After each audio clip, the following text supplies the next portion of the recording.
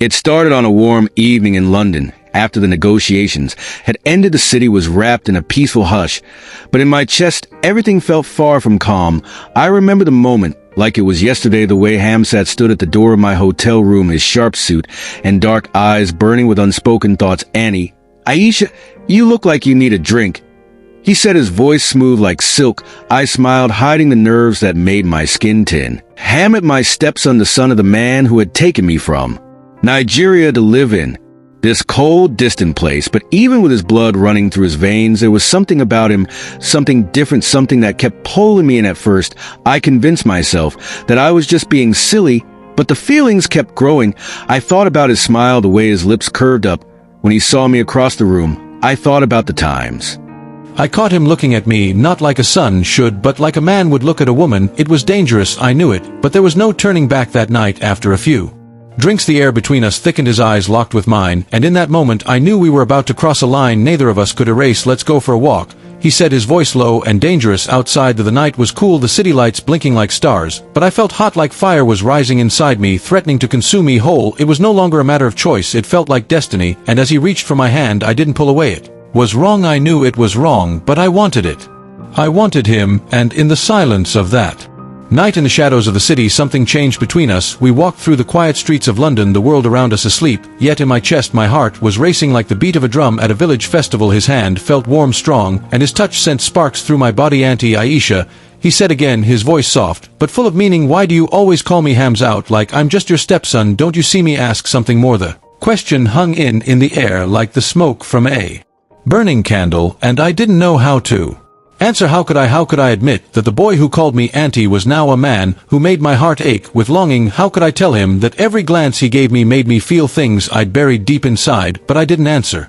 I just stood there, feeling the cold air and trying to stood my breath. His face was inches from mine now, and I could smell his cologne, feel the heat radiating of him. For a long moment we didn't speak, just stood there, both knowing what was happening, but neither of us willing to break the silence. Then he moved closer, his lips brushing against my ear. "I've wanted this, Aisha, for so long," he whispered, sending a chill down my spine. His words stirred something inside me, something I couldn't control. The woman in me wanted to pull away, to shout that this was wrong, that I was married to his father, but the desire inside me felt like an uncontrollable force. Before I knew it, his lips were on mine, gentle, at first tentative, like he was waiting for me to stop him, but I couldn't. The kiss deepened, and for the first time in what felt like forever, I felt alive. My mind screamed at me, warning me about the consequences, but my body, my heart was drowning in the moment. I kissed him back, my fingers gripping his shirt, as though holding on to the edge of a cliff. When we finally broke apart, breathless and shaking, he looked at me with eyes that held more than just desire. There was something darker, there's something that made me wonder if we'd crossed the line neither of us could ever return from. "Aisha," he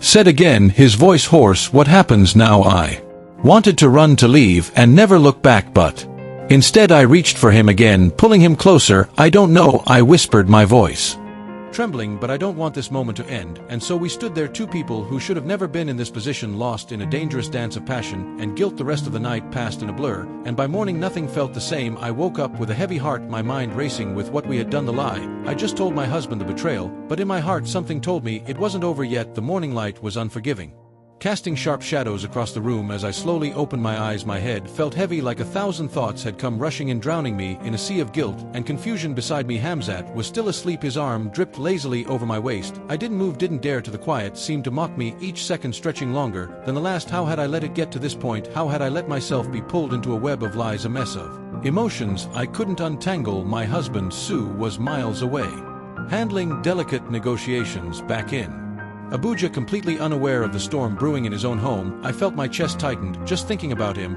He was a good man, an honorable man, and yet I was tangled in the arms of his son, his own flesh and blood. I had to leave. I told myself I had to push him away, but when I shifted slightly, I felt Hamid grip tighten, pulling me closer to him. It was as though he wasn't going to let me escape so easily. His lips brushed against my shoulder, and I froze. "Auntie Aisha," Imad, his voice thick with sleep, but heavy with meaning. "What happens now?" I closed my eyes, heart pounding as his hand traced gentle circles on my back. This wasn't just a simple mistake anymore. This wasn't just a fleeting moment. This was real. I pulled away gently, not wanting to wake in completely. My thoughts were racing, my emotions all over the place. What was I supposed to do? I had tried so hard to keep the distance between us, to protect both of us from the temptation, but in a city so far from home, with nothing but the quiet horror of the world around us, we had both fallen into something we couldn't control. I stood up from the bed slowly, my bare feet touching the cold floor. I looked down at him as he slept, his face relaxed and peaceful. He looked nothing like the man I had betrayed my husband with in his sleep. He was just Hamzat, my stepson, but when he woke he would remember everything, and so would I. I turned away, trying to gather myself. My hands trembled as I reached for my clothes, dressing quickly, as though the mere act of moving would shielded me from a storm inside. When I finished, I turned back to Hamzat. He was awake now, watching me with those deep knowing eyes. His expression was soft, almost too soft. "You can't just walk away from this, Aisha," he said quietly, his voice filled with something I couldn't quite place. Was it hope? Was it fear? I know, I whispered, my voice shaking. "But I have to this." I shook my head, my breath catching in my throat. "This was a mistake, a mistake." He sat up the bed, creaking under his weight. He looked her, but there was something dangerous in the way he looked at me, something possessive. "You think it was just a mistake?" I couldn't answer him because deep down I knew it wasn't just a mistake. It was something more, something I didn't have the strength to face. My heart was torn in two, and each piece was pulling me in different directions. "I can't do this," I said, my voice barely above a whisper, and then I turned to leave. But as I reached for the door, his voice stopped me. "Auntie Aisha, don't you love me?" he asked, his words full of a quiet desperation that hit me harder than anything else. "Don't you feel anything for me?" I froze, my hand on the door knob. My heart hammered in my chest, and for the first time I realized that maybe this wasn't just about a fleeting moment of passion. Maybe there was something deeper between us, something I couldn't name, but that I couldn't ignore. But I couldn't look back at him. I couldn't. "I don't know what I feel," I finally said, my voice barely audible. "But I can't keep doing this." I opened the door, stepping out into the cold hallway, feeling the weight of my own heart pulling me in a direction I wasn't sure I was ready for. The hallway was cold, the silence of the hotel pressing in on me like a heavy weight. I walked down the narrow corridor, my mind racing. How had I let myself get here? How had I lost control, knowing that every step I took was pulling me further into the depth of something I knew was wrong? I stopped at the elevator, my reflection staring back at me from the polished metal. I looked tired, exhausted. Even my hair was disheveled, my eyes red from sleepless nights and tears. I hadn't allowed myself to cry. I didn't recognize the woman in the mirror, and for a moment I wondered who she was. The din of the elevator doors opening steadied me, and I stepped inside, pressing the button for the lobby. The ride down felt endless, as though the elevator was taking me deeper into a place I didn't want to go. It stopped on the ground floor with a jolt, and I stepped out into the quiet lobby. The man at the front desk greeted me, but I barely heard him. My mind was still with Hamzat, his words, his touch, everything about him seemed to pull at the very core of me. But I had to remember what was at stake: my marriage, my family, my dignity. When I reached my room, I collapsed onto the bed, burying my face in the pillow. The world outside seemed to blur, and for a moment, I just let the tears fall. This was no longer just about me. This was about the choices I had made, the lies I had told, and the life I had KN on a foundation that now felt so fragile. But as I cried, something shifted inside me. I realized that no matter how strong the temptation, no matter how convincing the emotions, I was the only one who could take control of my life. I had allowed myself to be swept away by something dangerous, but I wasn't a victim. I had the power to choose, to change, to rebuild. Later that evening, I called my husband. His voice on the other end of the line was warm and reassuring like it always was, but this time I felt the weight of my guilt more than ever. So I said, my voice thick with emotion, "I need to talk to you about something. It's important." There was silence on the other end, and I knew he could sense the seriousness in my voice. "Of course, Aisha, what's wrong?"